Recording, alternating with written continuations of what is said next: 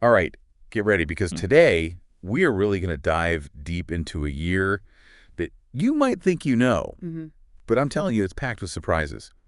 1951. Oh, yeah, I can't wait. We've got historical overviews and film lists and even some cultural snapshots. Whoa. This is going to be quite a ride. You ready to go beneath the surface? Absolutely, let's do it. Okay, so 1951. Yeah.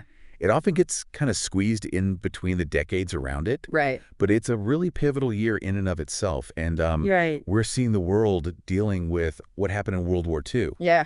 Cold War tensions are starting to really take root. Yeah. And there are so many social and technological seeds of change being planted in 1951 that are going to define the rest of the 20th century. Totally agree. So let's set the scene first. Okay. Globally, we have the Korean War happening in full swing. And we know that Seoul changed hands a bunch of times. Yeah.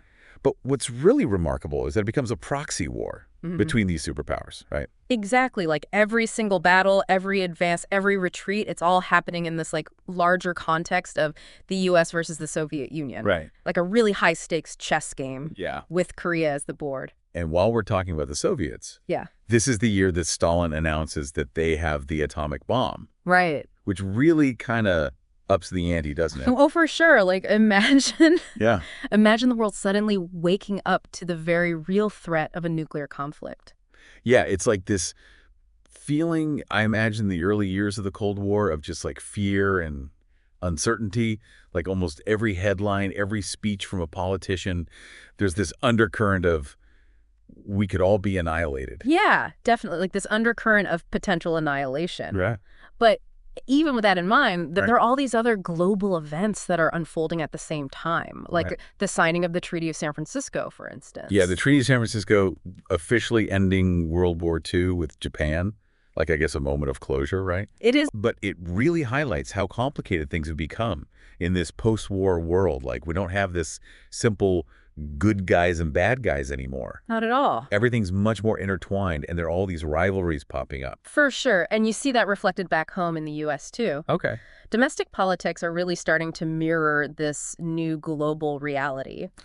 So you have the 22nd Amendment being ratified, and that limits presidents to 2 terms. Right. Which is a direct result of Roosevelt's 4 terms. Right. So that really changes the balance of power in the whole American political system. It makes you wonder, like, what would have happened if we didn't have that amendment? I know. Yeah. It's interesting to think about. Yeah, it's fascinating. And Yeah. then also in 1951, we have the Rosenberg Trial, Oh. which is this whole other issue, espionage and the death penalty. Yeah. It just really underscores, I think, how deeply this fear of communism had just really worked its way into American society. Absolutely. It wasn't just a trial. It was like the symbol. Yeah. It really fed into all of that McCarthyist paranoia. Right. Where accusations were treated as if they were fact. If you disagreed with something, you were suddenly a traitor. Right. So it really shut down free speech. It made people suspicious of each other. Yeah. It affected every aspect of American life, really. Yeah, it's so easy to forget how tense that period was. I know.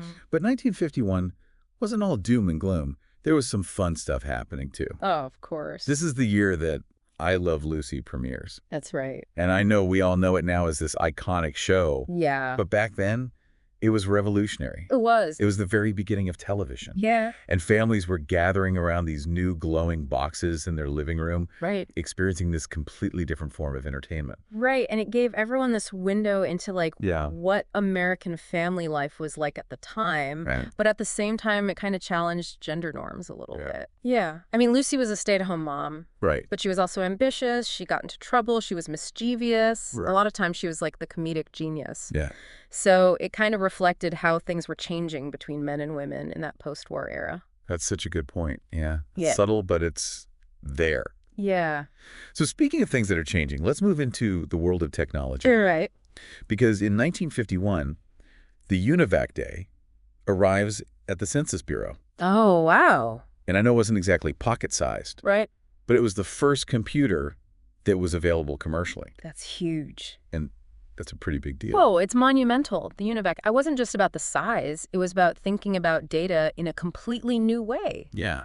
Imagine calculations that took weeks could now be done in hours. Wow. So it was the very first glimpse into how computers would revolutionize not just processing data, but pretty much every part of modern life. Yeah, it's like the starting pistol for the information age, right? It is. And speaking of these groundbreaking advancements, 1951 is also the year that the U.S. starts nuclear testing in Nevada. Right. The atomic age in all its terrifying glory. Yeah. But it's also a testament to, like, the human drive to just keep pushing the boundaries of scientific understanding, no matter how risky it is. Absolutely. It's like a double-edged sword, right? Right. The fear of nuclear annihilation was very real. Yeah. But there was also this almost utopian belief that atomic energy could solve all of the world's problems. Wow. So there was all this incredible scientific progress happening, but also these really profound ethical questions that we're still dealing with today. It's mind-boggling when you really think about it. Right. But we can't forget about the good side of scientific progress, too. Oh, right. This is the year that penicillin and streptomycin become widely available. Right. And it's easy to overlook these everyday advancements, but they literally saved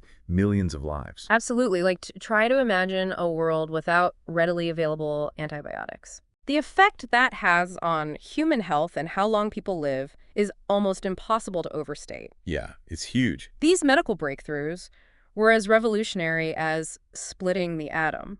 Yeah, absolutely. Sure. In a different way. So we've covered these global tensions, political intrigue, technological advancements.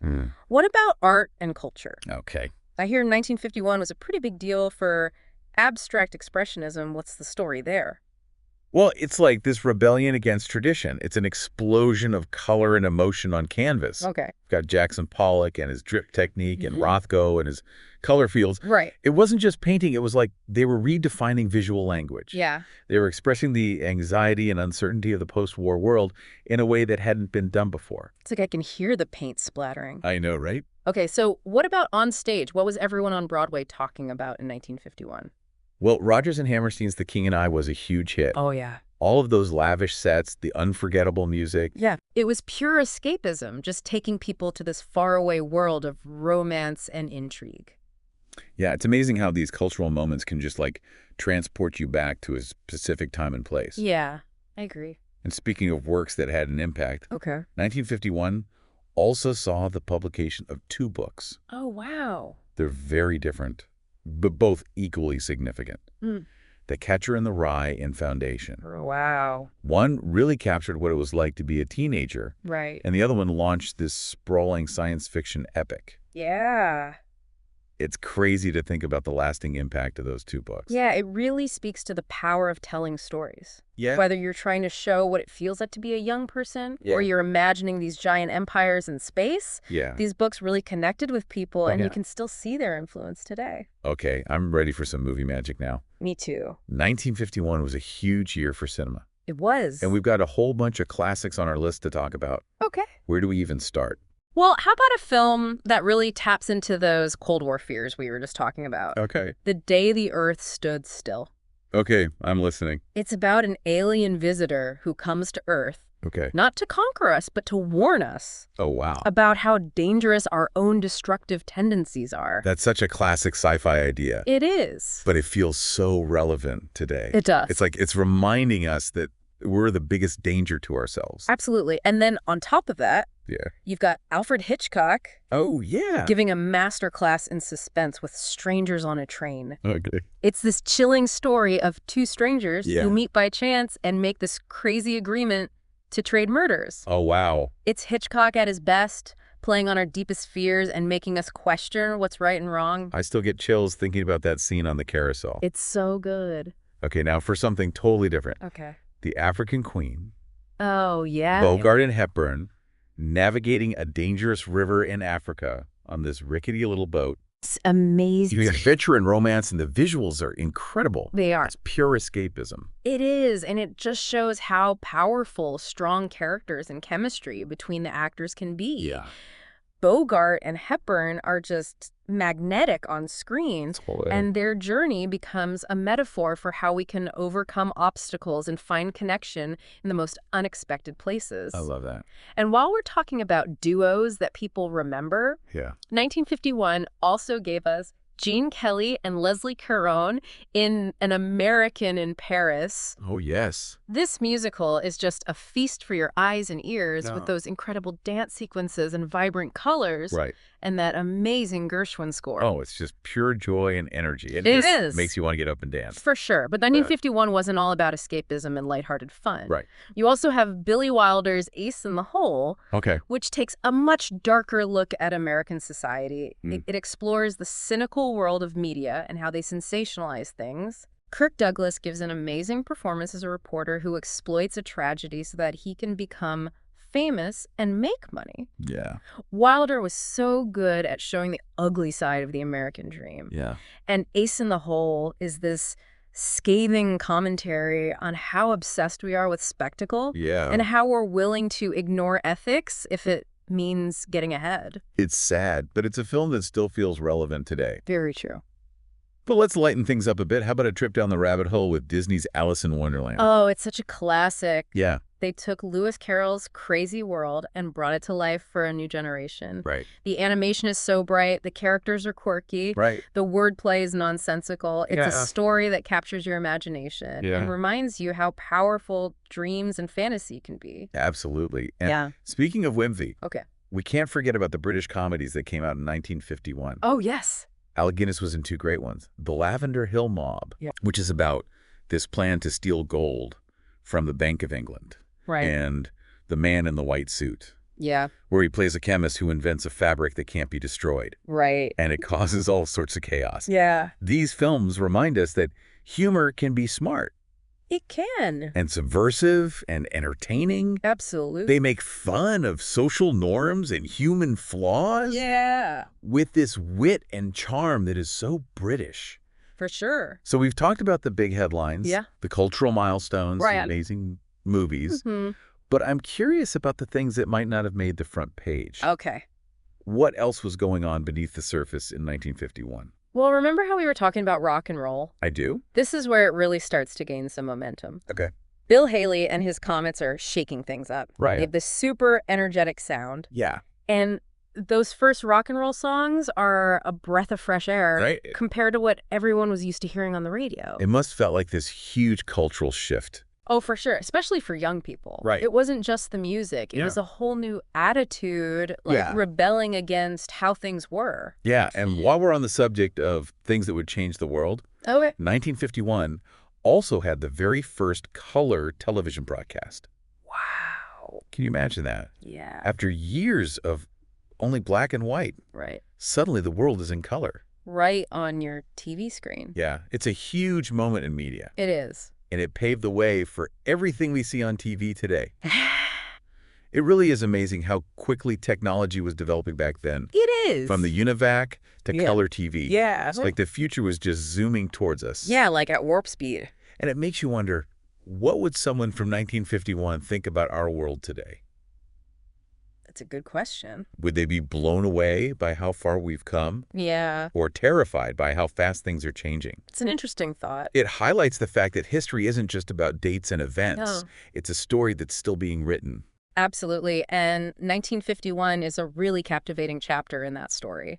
It's got global tensions, social change, technological breakthroughs, and so much creativity. Yeah. It reminds us that even when things are uncertain, humanity is always pushing forward, trying new things, and searching for meaning. It's so true. And as we learn more about this really pivotal year, we start to see how the past and the present are connected. We do. And how the things that happened and the ideas that came out of 1951 are still shaping the world we live in today. Yeah, exactly. Yeah. Yeah, it really is. And it's fascinating how some of those themes from 1951 are still relevant today. Right. Like the worries people had about technology, back then it was like the dawn of computers. Right. And everyone was scared of the power of the atom. Yeah. And today we're dealing with artificial intelligence and genetic engineering. Yeah. And we're constantly bombarded with information in this digital age.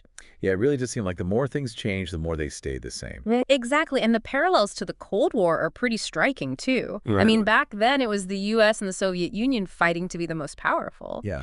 And now we're seeing these new power dynamics emerge with different countries and ideologies trying to shape global politics. It really makes you wonder. It does. Are we just going to repeat the mistakes of the past? Right. Or can we actually learn from history and do things differently? That's the big question, isn't it? It is. And it's something we should really be thinking about as we deal with all the complicated issues of our own time. Yeah, absolutely. But I think the most important thing we can take away from exploring 1951 is this. Okay. History isn't just a bunch of old facts and figures. Right. It's a story of human experience. Yeah. Full of good times and bad times, inventions and failures. Yeah. And at the end of the day, it's about the strength of humanity. I love that it's like we actually traveled back in time to 1951. It is. We didn't just observe it. We actually felt what it was like to be alive back then. Yeah. We got to understand the hopes and fears of the people who lived through it. Right. And we saw how their decisions and actions shaped the world we live in now. I know. It's been an amazing journey. It really has. So here's a final thought for you, our listener. Okay. If you could go back to 1951, what would you be most curious to experience?